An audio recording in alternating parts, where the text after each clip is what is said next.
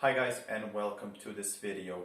So in my previous video I noted that sometimes maybe files can do the trick for us in terms of databases. So maybe sometimes we can use simple text files or Excel files or something similar to meet our database needs. So in this video we'll be looking in at why maybe you should be doing that and why sometimes you should be referring to some other types of databases.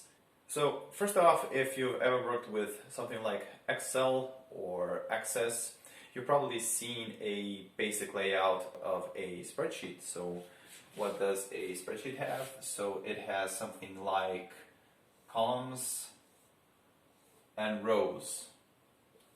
So here we have something like, so it has something like first name, I'll write it in a short manner, last name, maybe some email, and whatever. So we can have as many, data for, let's say, these are some users, so we can have as many data as we like for each user. So, we can have something like John, Lester, whatever, and an email, gmail.com, whatever, and ... So yeah, this is one user, and then the next one will also have his own first name, last name, email, and so on. So in these files, so let's say this is an Excel spreadsheet, you have some kind of structure.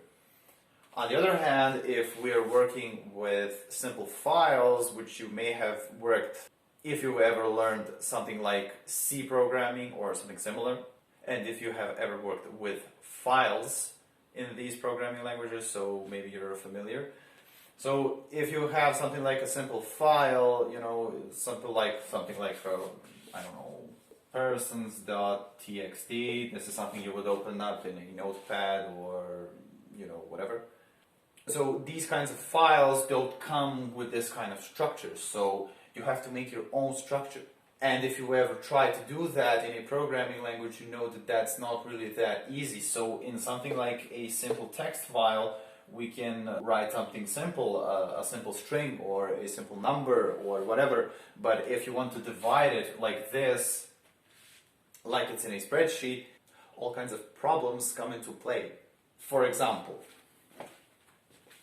so in order to make our data somewhat structured in our simple text file, we would have to implement what is called a delimiter into our data set.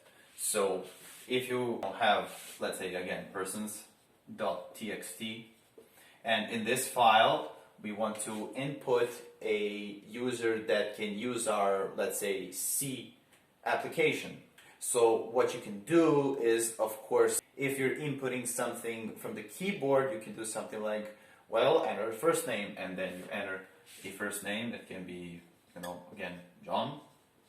And then for the last name, you would have to implement the delimiter, as I say, and the delimiter is supposed to act like a line that is separating, separating columns, like in a Excel spreadsheet, for example. So it can be something like an underscore.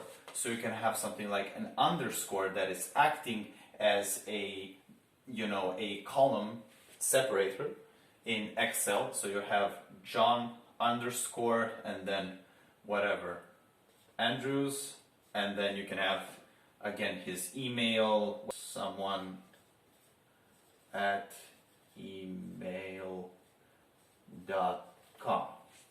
And then, of course, for the next one, you would do absolutely the same. So he would have his own name, his own last name, his own email, and etc. So, and you may be thinking, well, yeah, that's great, so we've solved the problem. But then again, it becomes messy when we want to read it. Why? You have to extract all this data line by line. So let's say this is the first line in our file, and this is the second line, and then the third line would have its own user, etc. And you would have to extract a single line and then do something like, okay, whenever you find an underscore, put that element into an array. So the first element in our array would always be our first name. the second one would be Andrews, the third one would be the email, and etc. But again, what happens is real problems really arise when, let's say, the underscore is included as a value of some person's data.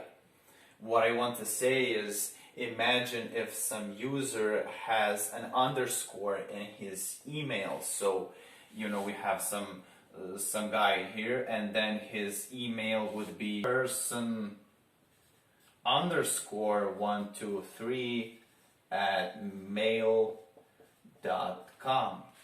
So what would happen now? Okay, you read this guy and his correct. So the first element would be, let's say, when we're reading data, would be the first name, the second one would be the last name, the third one would be email. Let's say the second one will be, the same scenario, but for the third user, what would happen, you would have something like, let me just write some real data here. So yeah, this guy, Mark, so this would be his first name and then underscore, last name underscore, but then we have an underscore here.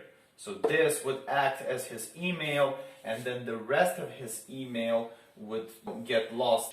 Even if you're not programming, if you're not coding software, as a person looking at this, if I say to you, yeah, this is your delimiter, and maybe as a person you can distinguish what's, you can understand that this is his email, regardless that there's an underscore in his email, but as a machine, of course, it doesn't know that this is his whole email and not a separator. So yeah, that's the first issue. The second issue really comes down to redundancy. So let's say that this time we're keeping a track of users that bought some things at our store.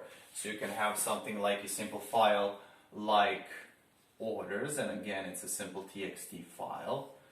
And then you have something like, again, we'll keep a track of users' name and last name and email. So you'll have something like this, orders.txt file, and we have these two users. So what we're keeping track of is their first name, last name, email, and what have they ordered. So we know that Alice Andrews, and this is her email, has ordered a laptop, and Stephen Simmons has ordered a computer.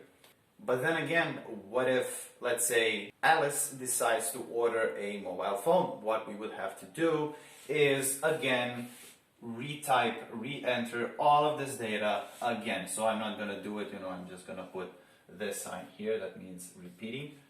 And let's say that this time he ordered a mobile phone.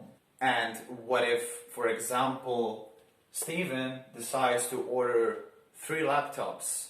So what we will have to do is, again, have Stephen Simmons retyped 3 or more times, depending on how many computers or mobile phones or items or whatever he has ordered.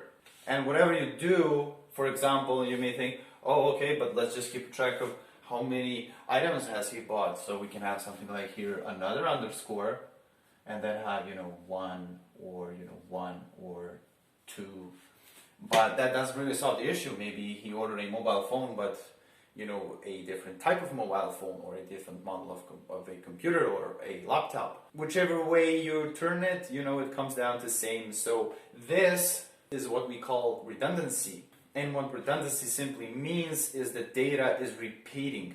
And that's never good in databases. So you don't want data that's, again, repeating itself over and over and over, because we get loaded a huge database, and that just doesn't lead to anything. So this is where structured databases come into play, and they are much more powerful than simple file-based databases. So, when you have a simple file like a txt, as you saw, you can't really structure data as you like.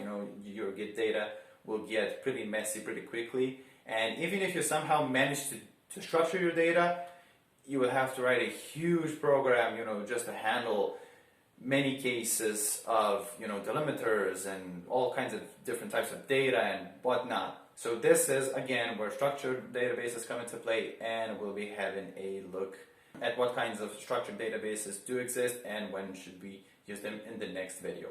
So yeah, that'll be it for this video, and I'll see you in the next one.